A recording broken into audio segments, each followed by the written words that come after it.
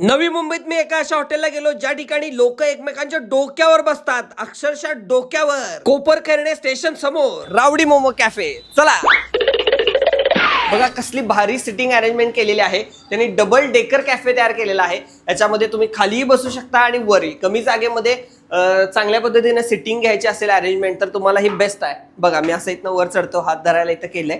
आणि हे folding table आहे.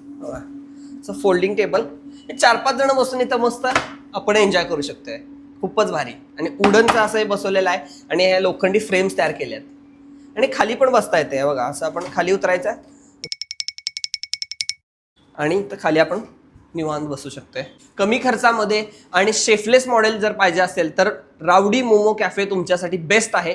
यांचा 25 ते 30 हजारचा दिवसाचा सेल आहे आणि त्यानंतर अजून भविष्यामध्ये वाढणार तर आहेच. बघा इथे मोमो तयार झालेले आहेत. कोणतीही फ्रँचायझी फी आणि रॉयल्टी फी न देता तुम्ही हा व्यवसाय चालू करू शकता. स्टीम मोमो, रॅमन बॉल ही युनिक डिश या ठिकाणी मिळते. पहाडी झोल मोमो सुद्धा मिळतात. Creamy chicken cheese momo, Shanghai chicken momos यांसारखे आणखीन भरपूर आयटम्स या ठिकाणी आहेत. हे बनवण्याचं ट्रेनिंग सुद्धा दिलं जाईल आणि हे सगळे रेडी टू कुक आहेत. अगदी बनवणं सोपं आहे. कमी खर्चामध्ये, कमी इन्व्हेस्टमेंट मध्ये आणि कमी झंझट मध्ये तुम्हाला स्वतःचा बिझनेस उभा करायचा असेल तर दिलेल्या नंबरवर कॉल करा आणि अधिकची माहिती घ्या.